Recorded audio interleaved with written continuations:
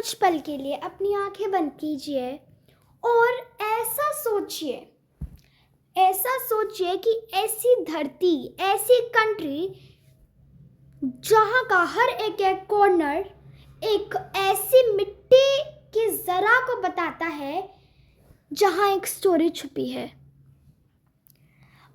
A land called Sindhu, जिसका नाम सिंधु था। कभी वो जम्बू द्वीप कहलाया जाता था, कभी उसका नाम आर्यवर्ता कहा जाता था और कभी उसका नाम इंडिया था, हमारा देश Bharat.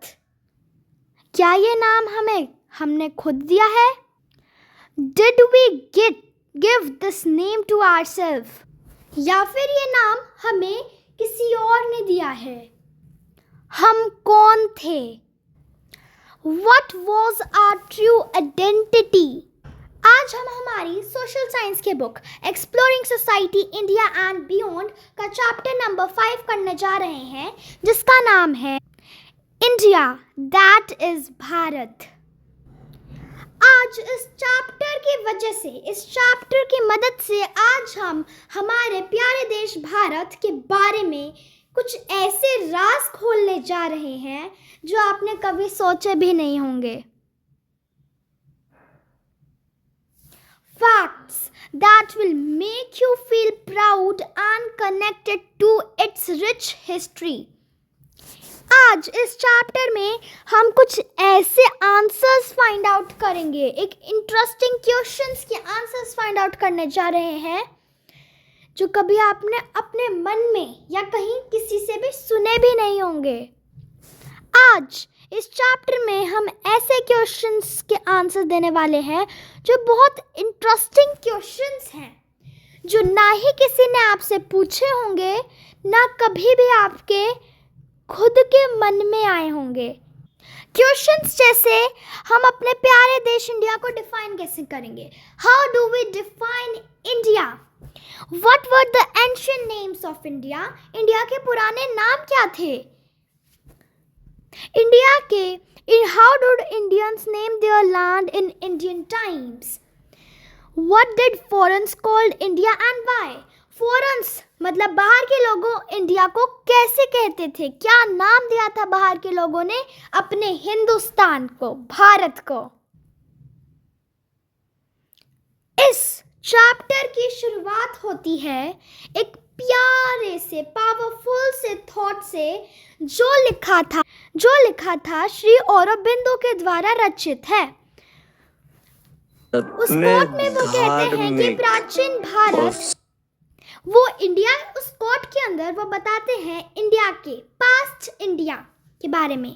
Religion and cultural unity was so deep and natural it and inspirable part of people's life. He says that from the Himalayas in the north, Himalayas जहाँ पर नॉर्थ में है, वहाँ से लेकर पूरा देश एक स्पिरिचुअल और कल्चरल थ्रेड से जुड़ा हुआ था। The India we see today. आज इंडिया हमें एक मॉडर्न देश दिखाई देता है, फिक्स्ड बाउंड्री के साथ, fixed borders and different states के साथ, और एक नॉन पॉपुलेशन कंट्री। लेकिन नॉट ऑलवेज लाइक दिस। पहले ये ऐसी कंट्री इंडिया नहीं थी।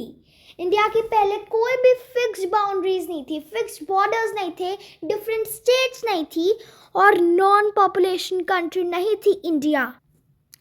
In India, at very early time, the spiritual and cultural unity was made completely and became very stuff of life of all this great search of humanity between Himalayas and two seas. जैसा कि आपने इस छोटे से slogan के अंदर देखा कि India that is Bharat, Aurobindo द्वारा ने एक ये थॉट लिखा था। उन्होंने बताया कि इंडिया पहले कैसा इंडिया था। इंडिया एक डिफाइंड कंट्री थी जिसके अंदर फिक्स्ड बॉर्डर्स थे और डिफरेंट स्टेट्स थी और नॉन पॉपुलेशन कंट्री थी।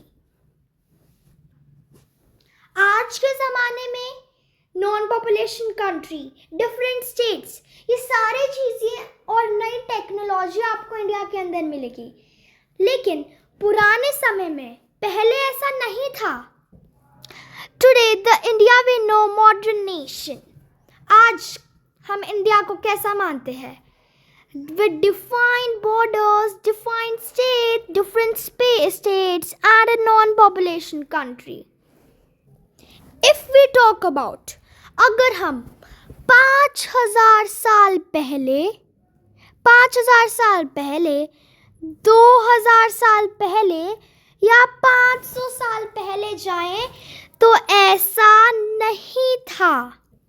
If we go back 500, 2000 or 5000 years before, तब पहले ऐसा कुछ भी नहीं था, कोई टेक्नोलॉजी नहीं थी. 5000, 2000 और 5000 years ago पहले ऐसा नहीं. इंडिया बहुत अलग, डिफरेंट स्टेट था, डिफरेंट प्लेस था. मतलब इंडिया एक कंट्री है, वो एक डिफरेंट प्लेस था, वो एक डिफरेंट कंट्री थी, वो एक डिफरेंट कंट्री थी. इस रीजन को इंडियन सब कॉन्टिनेंट कहा जाता है, जिसकी शेप और साइज टाइम के साथ चेंज हो गया, इनके साथ चेंज होता रहा. सप्त सिंधु और भारतवर्षा. सप्त सिंधु इतिहास में भारत के कई नाम दिए गए. कुछ नाम तो हमने खुद अपने भारत, अपने प्रिय देश भारत को दिए थे, लेकिन दूसरे नाम ट्रैवलर्स ने और पिलग्रिम्स ने दिए थे. ये नाम पुराने टेक्स्ट में मिले हमें, जैसे कि ऋग्वेदा सबसे पुराना टेक्स्ट है. Written accounts of travellers are called manuscripts. और ये टेक्स्ट हमें स्टोन इंस्क्रिप्शंस पे भी मिलते हैं. तो जब हम इंडिया के पास को समझने की कोशिश करते हैं तो हमें कुछ डिफरेंट सोर्सेस की ज़रूरत होती है, जैसे कि ancient stories, written records and archaeological remains. जैसे कि पुरानी स्टोरीज, रिटन रिकॉर्ड्स और आर्कियोलॉजिकल रिमेन्स, इन सब को मिला के हमारा बनता है ग्लोरियस पास्ट. जो लोग हमारे देश भारत के अंदर रहते थे उन्हें इनहैबिटेंट्स कहा जाता था. इनहैबिटेंट्स मतलब, जैसा कि मैंने बताया, people who live in a particular place are called inhabitants. And यहाँ पे आपको बुक में मिल भी जाएगा जो मैंने आपको अभी बताया कि इंडिया को अपना नाम कहाँ से मिला था. In course of history, India has been called many names, है ना. जैसे कि मैंने बताया कि इंडिया को बहुत सारे नाम दिए गए थे, और वो जो नाम थे वो both bye it's inhabitants. Inhabitants मतलब जो पीपल इंडिया के अंदर रहते थे उनके द्वारा, या फिर जो पीपल बाहर से आते थे, जैसे कि foreign travellers. These names come from ancient text account of travelers and pilgrims and inscriptions. अब आपके दिमाग में एक क्वेश्चन तो ज़रूर आया होगा. ये क्वेश्चन तो आपके दिमाग में मैं गारंटी से कह सकती हूँ, ये क्वेश्चन तो आपके दिमाग में शुरुआत में ही आया होगा. How Indians named India. जैसा हमने तो समझ लिया, inhabitants, इंडिया के लोगों ने भी इंडिया को नाम दिया, लेकिन इंडिया का नाम इंडियन के लोगों ने कैसे दिया? कोई स्टोरी के थ्रू तो दिया ही होगा, या किसी चीज़ के थ्रू कुछ तो सोच के दिया होगा. तो वो जानते हैं. चलो, यहाँ हम जानेंगे कि इंडिया को अलग अलग ज़माने में क्या क्या नाम दिए गए. यहाँ एरास का मतलब है a distant period of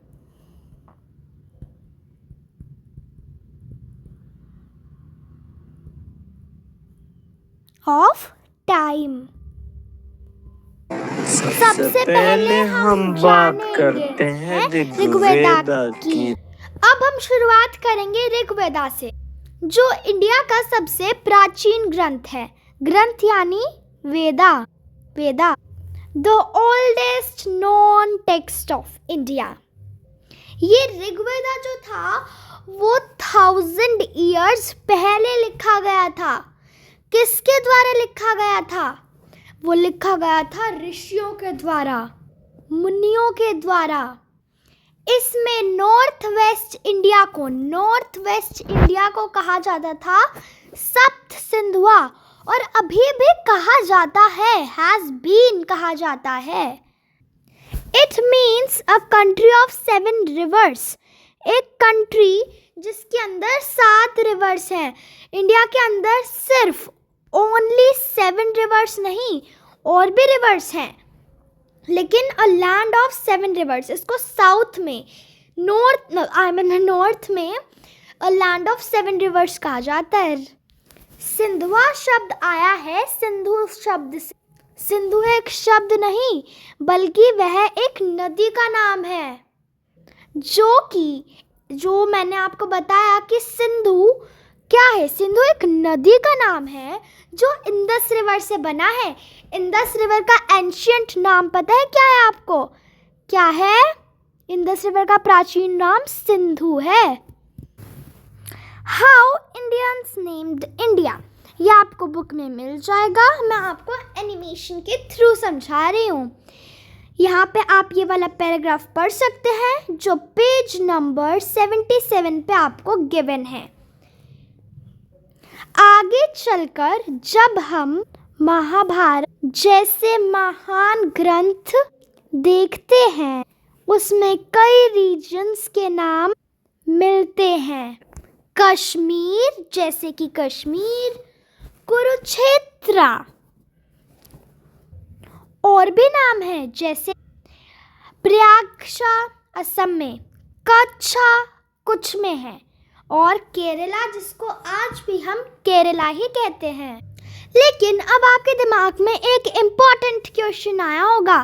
I can say this, एक बहुत इम्पॉर्टेंट क्वेश्चन अभी आपके दिमाग में आया होगा। वो क्या है क्वेश्चन? पूरे इंटायर रीजन में क्या नाम यूज हुआ होता था? पहला नाम क्या था जो इंटायर रीजन के लिए यूज हुआ होगा? ऑफ भारत और इंडियन सब कॉन्टिनेंट। इसका जवाब थोड़ा सा मुश्किल यानी ट्रिकी है, क्योंकि पुरानी टाइम की एग्जैक्ट डेट्स पता लगाना थोड़ा मुश्किल होता है। लेकिन महाभारत में 2 स्पेशल नाम धरती, लैंड के लिए यूज हुए थे। किसके लिए? लैंड के लिए यूज हुए थे। वो कौन कौन से वर्ड थे? पहला वर्ड जो था वो था भारतवर्ष, भारत और वर्ष, और दूसरा नाम था जम्बूद्वीप, जम्बूद्वीप। भारत शब्द का अर्थ होता है, भारत शब्द का अर्थ होता है द लैंड ऑफ भारतास, भारतों का देश। और ये ऋग्वेदा में भी मेंशन्ड है, ये ऋग्वेदा के अंदर भी मेंशन्ड है, जहाँ पर भारत एक वैदिक ग्रुप था। दूसरा नाम जो मैंने बताया वो था जम्बूद्वीप, दूसरा नाम जम्बूद्वीप था, जिसका मतलब होता है जामुन का पेड़, the jamun tree, the land of jamun tree, जहाँ हर जगह ये जामुन ट्री, ये जामुन ट्री, ये जामुन ट्री, ये जामुन ट्री, ये जामुन ट्री, हर तरफ जामुन ट्री हो, एक ऐसा लैंड। ये नाम भी पूरे इंडियन सब कॉन्टिनेंट के लिए यूज हुआ था। और सबसे इंटरेस्टिंग बात पता क्या है, एम्परर अशोका, जिनके बारे में हम आगे पढ़ेंगे, उन्होंने भी अपनी इंस्क्रिप्शन मतलब जो चीज़ पत्थर पे या फिर कोई भी हार्ड मेटल के ऊपर लिखी जाती है उसे इंस्क्रिप्शन कहते हैं, उन्होंने भी जम्बू द्वीप वर्ड यूज़ किया था अपनी इंस्क्रिप्शन में 250 BCE के टाइम, जिसके अंदर जम्बू द्वीप बांग्लादेश, पाकिस्तान, अफगानिस्तान, ये सारे देश भी शामिल थे। क्या आपको पता है भारत का नाम कहाँ से आया?